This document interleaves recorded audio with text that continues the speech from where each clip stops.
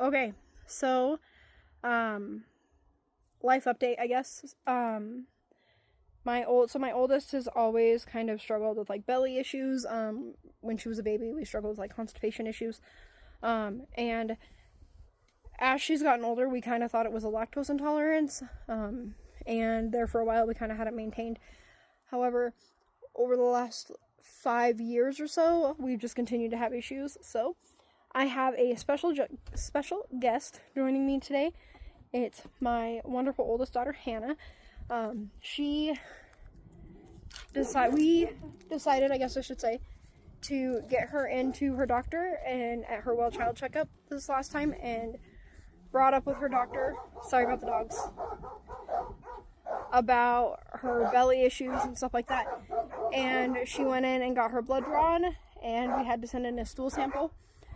And today her doctor called with some of her test results for us, and her blood work is indicating elevated numbers indicating celiac disease. However, her stool sample showed signs of norovirus.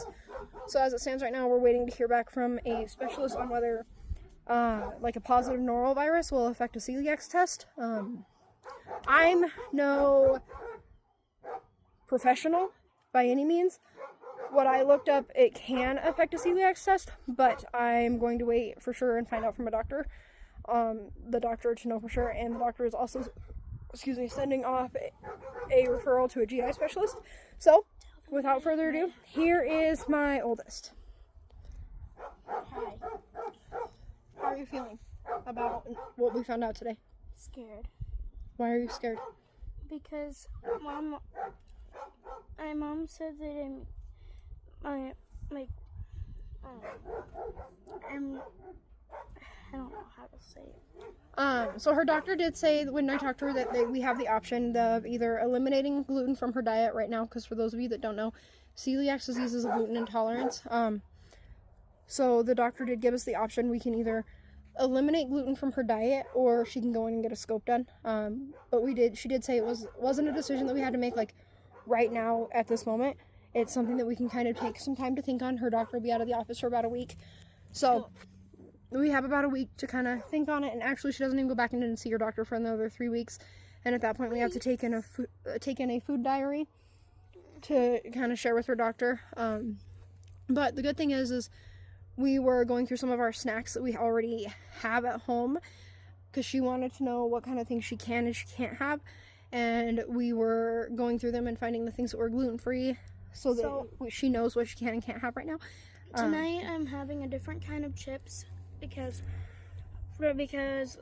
for our taco salad, my nana makes the best taco salad. I'm having a different kind of chips, and if there's anything else that has gluten in it, well, I want that gone. So the good thing is a lot of the stuff that we already buy is gluten-free. There's a lot of things that I already buy that doesn't have gluten in it, or is dramatically lower amounts of gluten, if that makes any sense.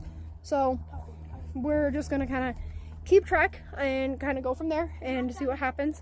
We did find out, I buy like the Poppy drinks a lot, and they are gluten-free. We did find out I have chips that I buy that are gluten-free. A lot of the Arbonne stuff that I use is gluten-free. Jerky that I buy them is gluten-free. The biggest issue is there's gluten in things like bread. Where are the Poppies? By the cabinet, baby. There's jerky that I buy them that's gluten-free. Our biggest issue is that we eat a lot of like breakfast sandwiches and sandwiches in general, and we eat a lot of pasta, and there's gluten in a lot of your grain foods.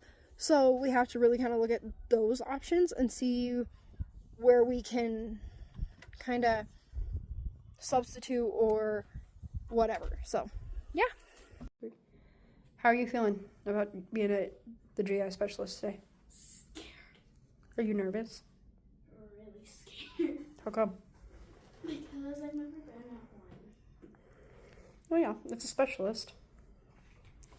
And you don't know what they do. So for those that don't know, we are here at the GI specialist for Miss Hannah. We got her blood work back last week and her stool sample last week, and her doctor sent a referral over to GI for her to be seen. And now we are waiting for them to come in because her blood work came back indicating Celiacs. Yep, indicating celiac disease. And for those that don't know what celiac disease is, what is it, Hannah? It prevents you from having things with gluten in it. So she's got it for the most part, but for those that don't know, celiac disease is gluten intolerance, and her blood work indicated that she did.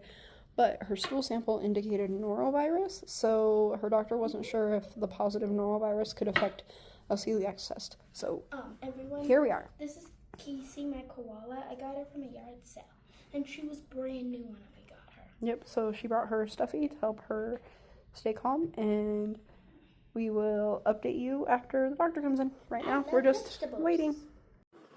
Blood draw number 2 today. How do you feel? Well, this is a better one than the other one. Are you nervous? Yeah, pretty still. It's still pretty much her first.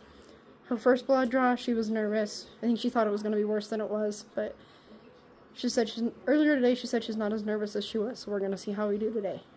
So she did specifically request that when we were in GI yesterday that she wanted them to do the opposite arm than what they did last time. So the arm that they did last time is that one. So she was really excited when she got in here and seen that she could use the other arm today. So good, because I'm not letting them stick the same needle, in the same area. and I told her it's always hard when it's when it's your dominant side. So she said this morning she's not as nervous. So how are you feeling right now, sis? Still pretty much nervous. Still kind of But nervous? not as much. All right, here we go.